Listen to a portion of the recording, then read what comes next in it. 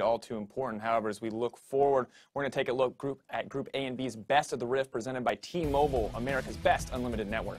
Now, these are the 5 players we want you to keep your eye on to steal the spotlight in Worlds. First up, I don't think it's a surprise for a lot of LPL fans, it's Team WE's Mystic. And for those of you who are not LPL fans, this guy is potentially one of the best players in the entire tournament. He is an absolute monster in the bot lane, crushes laning phase, and transitions that perfectly into team fighting. And the guy has the highest damage share for any AD carry in this tournament. And he comes from a league with Uzi, who is known to get funneled resources. So if you are watching Team WE, you're watching Mystic, you're watching Condi, and Mystic especially because they put a lot of resources in him. I want to see what he can do, but speaking of top 80 carries from regions, we've got none other than White Lotus coming in as well. Representative from the LLN, this guy has been a Titan domestically. Yeah, I think if you've watched any MSI, you would have seen a couple huge performances out of him. You see the potential is there. Like we said before, a little unfortunate that they were in the same group as Gigabyte Marines, really held them down. They might have been able to move out if they didn't have to fight them. And overall, he just had a monster performance and why they were able to look so good. And he's been able to dominate lane, a crushing CSD at 15 for the guy in lane phase. And I want to see if he can transition that dominance domestically to international dominance. But of course, another person who's had a great lane phase, and we want to see if he can actually transition that, is Cloud9's Jensen in the mid lane, because this guy has had an incredible season in terms of getting that all-pro NALCS mid laner, is a big catalyst for the team, and I'm watching his lane phase in particular. Yeah, much like how a lot of WE's playstyle is funneled through Mystic, the same thing is true for C9 and Jensen. He is the huge linchpin for this team. He always smashes lane. He transitions that into huge team fights, huge Orianna shockwaves over the course of the season, and much of it comes down to who else will be able to step up around him, because you know he's going to perform. And now I'm wondering if Contracts can step up, because when you look at that group, it's going to be tightly contested for the jungle pool. Direwolves are bringing Schernfire in. This man is so active in the early game. Yeah, active in the early game, active with a microphone in front of his face. You said he wants to take on WE just so he can hopefully shut up the crowd. He is a guy who is a huge playmaker in and out of game, obviously, and he really does kind of lead the Direwolves in that early game. All of their early plays are keyed off of whatever he's trying to do. Yeah, and one of the big things I'm looking forward to here is his rematch, actually, versus Contracts. Back in 2016 spring, they were both in the NA Challenger Series playing against each other as these aggressive rookie junglers, and Contracts got the better of him. So I think Schernfire is going to come out with a fire and try to take him down. Yeah, and our last player, certainly not least, Edward coming in from Gambit Gaming, now returning to the world stage. This man has such a legacy in League of Legends. Now, last seen at Worlds in 2012, he was the Thresh Prince back then, and he still is today. A huge playmaker for Gambit and a lot of how they get early leads. Oh, the big thing to look at is just seeing him suddenly in the top side, 4 minutes in the game. Out of nowhere, he shows up, takes the 2v2 in the top lane, makes it a 3v2, able to bring in that little bit of extra CC and make a big play. And one of the things we think about with the old school Gambit, old school Europe, was innovation, right? You think back to Genja, you think back to Darien. Now we're seeing a little bit here from Edward in terms of the roams, being a little bit unpredictable, and we'll see if it actually holds up here at this time. You got Kira as well with the Anivia in the mid lane. Nothing short of innovation on this lineup. But of course, these are the players we expect to make their mark in our first 2 days of competition. But you can make sure to leave your mark on the competition with the newest additions to the championship line. Proceeds of the Championship Ashe and Ward skins will not only contribute 25% of the purchase to the world's prize pool, but an additional 25% of the proceeds will be donated to charity. And of course, you can unlock the Championship Ashe Chroma through the World's missions, which will be available through all of Worlds. But, however, as we look forward, gentlemen, I want a moment to think a little bit about Groups A and B. Of course, I think it's an easy bet for a lot of people to just look at those seed ones, but what is the upset potential here when we look at some of these teams? I mean, each group is a little different. I think sometimes you're looking at, might there be an upset at the first seed position, and sometimes you're looking at who might be the other team to get out. Group A is an example where, like, WE is so dominant and it has 2 great teams behind it. It's going to be a really tough battle to see who can actually get that second seed, as opposed to some other groups where there might be a big upset at the 1 seed. Yeah, if there's an upset in the 1 seed, it completely changes what the outlook of the group is. But looking at that number 2 seed, because 2 teams make it out of each group, remember? So I'm looking at those other teams in those groups to see if there's a really big standout that's kind of overlooked here. My mind kind of goes to, you know, Gambit, what's going to happen there, what's going to happen with Fenerbahce or 1907, you know? Different year. Gotta get the date right. Gotta get the date right, man. But like, what happens with these teams? Because when you make it out of these play-in groups, you end up in a best of 5. That's single elimination. There is no saving you there. And if one team that's supposed to be number 1 ends up number 2, you could be looking at something like a Fnatic versus Cloud9 to get into the group stage. Yeah, and the interesting difference to me is that we start with best of 1, right? And the strength that you have in best of 1 doesn't always transition to best of 5. So the team that might be best in a 5 could not find a way if they can't find that same strength in the best of 1. I think the big thing, too, is that there's always the world's meta to kind of figure out, and it's one of those situations here where some teams are coming in with crazier picks. You were talking a little bit about, some of these teams, and they're playing things like the Anivia mid, they're playing things like the Ziggs mid, and there's these different play styles, and if you're a team like Fnatic and C9, they usually play more standard, so you can have this big clash of styles in that best of 1 as well. Yeah, this is going to be a lot about playing your style. You prepare for your opponents, of course, but you have to play your style, and you can't let the other team really dictate it, because you can't drop a single game. Yeah, and I'm excited to see what that style looks like. Without further ado, let's kick off Worlds 2017 by sending it over to the casters. Take it away, Captain Flowers. Hello, everyone. I'm Clayton Captain Flowers Reigns, joined by my brother from an EU mother, Andrew Vedius Day. Are you ready, Vedi? I am very ready, and I'm excited to be joined by the hype man himself, Captain Flowers. Now, I know you're a big hype man, but to make sure that you stay hydrated throughout some of the games today, I have brought with me my very own European watering can so that you will always be watered for the early games of Worlds today. Well, we'll water the flowers. We have equipped Baron with his championship armor for our first game of Worlds. Team WE versus Lion Gaming. Taking on to the Rift for the blue side in game number 1. It's Team WE with 957 in the top lane, Condi in the jungle, GA mid, Mystic bot, Ben supporting, and Coach Home. And facing them on the red side, it is Lion Gaming. In the top lane is Droll, their jungler Oddie, mid lane is Seiya, their AD carry White Lotus, on support is Genthix, and their coach Yeti. Now, Lion Gaming have a tall task at the start of Worlds 2017 here, not only playing the opening game, but facing off against hometown heroes in Team WE. Yeah, a lot of pressure is going to be on Team WE because China just expects this team to dominate their group. A lot of analysts have predicted it, but the home crowd is looking at WE and saying, this should be an easy group for you.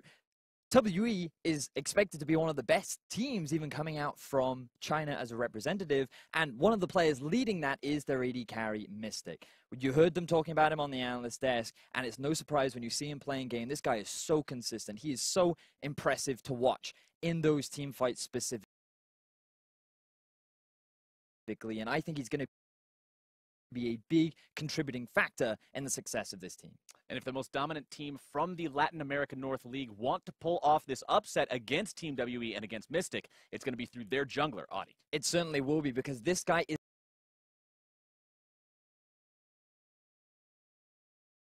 the catalyst for success on the side of Lion Gaming. He is what allows players like Seiya and White Lotus to really flourish within their region. But with the recent meta changes, he has been struggling a little bit domestically, because in the past he used to be known for things like the Lee Sin, the Elise, these early game skirmishes, the snowballers, to get these carries ahead in the early game where they would run away with things. But now he can't do that. He's done things like the Gragas and the Sejuani, which are a little bit slower to play, but he still sticks to that early game style, which can often hurt him. So going up against a jungler like Condi, who's extremely consistent, has all these versatile playstyles, I think it's going to be a lot on him to step up to match that level of competition. And for the whole team, the pressure is on going up against the home team. Like we mentioned earlier, WE, a hometown favorite for the LPL region. They really like to cheer for these guys. This is a team that a lot of people have a lot of faith in.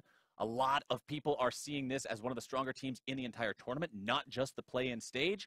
So Lion Gaming will definitely make a statement if they come out strong against these guys. They certainly will be. And remember, Captain Flowers, the thing is, back at MSI, this team went 7-3. And one of the losses was to the Gigabyte Marines. A little bit unexpected. Nobody saw it coming. And for a team like Lion Gaming, they have the potential, especially when you look at the individual talent on players like Seiya and White Lotus, and even Droll if he's put in the situation to carry.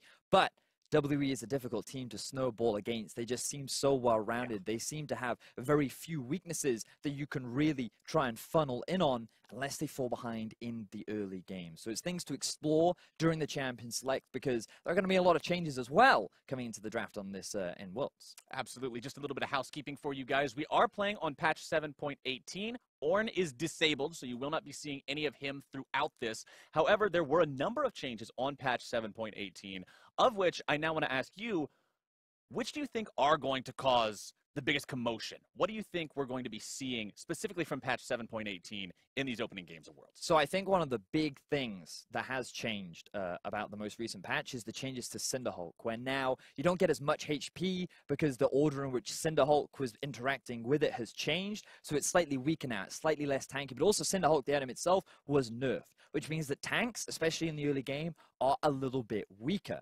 And when you look at champions as well, like Lee Sin, who've had a few small buffs to their early game skirmishing, there could be windows, there could be room for people to experiment. It's very much depending on what teams have been practicing. I've heard whispers of maybe because of the reverts to Fiora and her movement speed being changes that she could now move up to the top lane as well, especially given the recent nerfs to Cinderhulk tanks in the current meta as well. So I think that with a lot of small changes could maybe knock down priority to a couple of big tanks, but also raise the priority of a couple of carries that we have seen come out here and there. I mean, League of Legends is a game of very small number changes being just absolutely central towards how the game is balanced, towards what is the best and what is not the best. I mean, we all make jokes about things like 5 AD, but at the end of the day, those sorts of small changes can have very large impacts on what you see in the meta overall. Small changes to Cinderhulk might see things shaken up a little bit in the jungle there. Also want to comment on the fact that Knight's Vow did get its price reduced, but also its health value reduced. And considering a lot of the junglers that we are seeing in the meta these days love going Cinderhulk into Knight's Vow, just being that supportive style meatball that stands in front of the AD carry and keeps him protected or engages on the enemy team, we might see a little less prevalence of that. We might get to see a little bit of a different approach in the jungle. And if I'm watching some big playmakers, especially in these environments like Best of Ones, where sometimes you see crazy strategies come out to pull a win out of nowhere, I want to see that. I want to see that. I want to see it as well, Captain Flaps. You got to remember, you talk about these small changes. We saw in this or that, the +3 armor, -3 armor for both Gragas and Rengar. Like, there's the possibility for these new champions to come out, especially with Gragas. His hitboxes have slightly changed as well on the E, so it's a little bit harder to land right now. We'll see how teams have adapted to that kind of playstyle. Tristana, very small nerf to her scaling as well. Cassio, a very prevalent mid lane champion that has really been popular throughout the world, has also taken a very small hit, and her early skirmishing may very well be a little weaker. And because of all these small changes here and there, it just makes you wonder, what new stuff have people been practicing? Oh, yeah. Have they come out with some new creative answers to some of these strong champions? Like, we've seen Jax come out here and there. We've heard Jace, or we know Jace is very popular over in the LCK, but in other regions, has he now become even more prevalent? Not a very big pick that was very strong for a long time. What's going to be? Is that going to be the priority? Do you want to insta-lock that Janna? Or is something like the Alistar? Do you want that tanky front line? Maybe you put the tank in the bottom lane and then you bring out junglers like the Ivern, who also had a very small buff. And as you rightly said, like, it's just so many small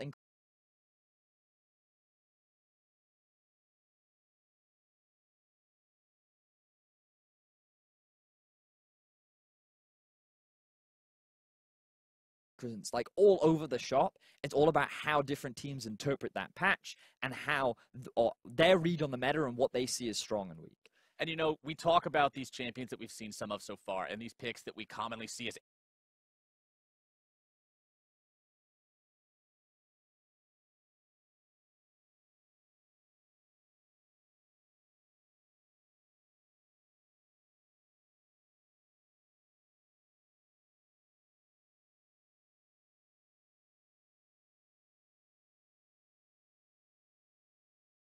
evergreens that almost never fade out of the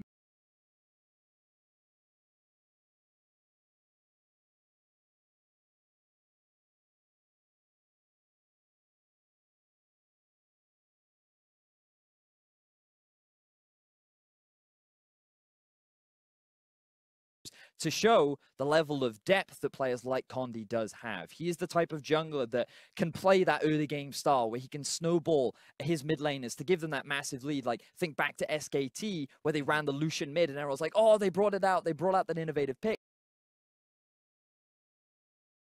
To find a pick in the current meta that really complements his style and set up his hyper carries in the form of Seiya and White Lotus to be able to succeed and compete with this LPL powerhouse. And, you know, talking about a team that has beaten SKT convincingly, that is not just something that you can brush off and say, oh, yeah, I guess we did this one thing this one time. That's a hell of a statement to be able to make. And if you're going up against a team like this, if you're the representative from the LLN, if you were Lion Gaming going up against Team WE, this is not one of the kinds of teams that you're normally used to going up against in your international competition experiences, simply because with the play-in stage being introduced to Worlds 2017, you're getting to see more teams compete at Worlds than would previously be competing. You're getting to see different types of matchups, considering the third seeds from these larger regions are playing in the play-ins as well, like you're seeing with Cloud9, like you're seeing with Fnatic, like you're seeing with WE. So some of these teams that are normally going to compete in what previously would have been wildcard qualifiers and that's things like like Hall that, of Fame worthy, now right? going Like, up no against matter some what you bigger say about the fish, region, to win 9 it'll be an times in a interesting row. experience. It'll be one where they really have to step up their level of play, especially for a team like Lion Gaming, which has been so historically dominant in their own region. But it's also just one of those things where you get to prove yourself, right? Exactly. Because when you're Lion Gaming and you're 9-time champion domestically, that's like Hall of Fame worthy, right? Like, no matter what you say about the region, to win 9 times in a row Exactly. is a very impressive feat. And when you look at players like Saya specifically, he's been on that team for all 9 championships, right? That is such an incredible achievement to make, but it doesn't mean as much when you come to these international tournaments and you're going up against these Chinese representatives and you think like, I want to be able to prove that it's not just domestically. I can compete on this international stage. I can challenge Jie, the dude that put Faker a step back, right? Like being able to just get these small achievements and just putting the pressure on these considered major regions is definitely a big achievement and something that all these teams are working really hard to do. And when you look especially at Group A lot of people consider that the group of death, right? Gambit, Lion, WE.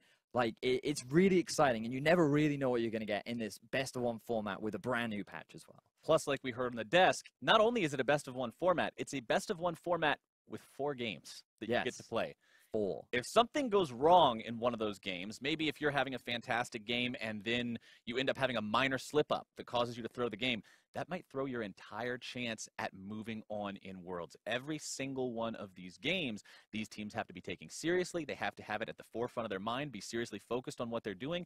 This isn't a time where you can just get complacent and say, okay, we're worried about the next step. We're worried about the next game. Each one of these games, these teams are going to have to be well prepared for. And it's all about how well you are prepared for the meta specifically as well, because if you don't read quick enough that there's this really strong champion that everyone can take advantage of, then you can very quickly fall behind. But we don't have to talk about it anymore because we're going to get to see some of these really strong champions that some of these teams have been preparing. And I'm really looking forward to seeing how the drafts go between some of these squads, especially from different regions, because there's a lot of times, and we saw it, I don't know, there was this little thing that happened, I don't know if you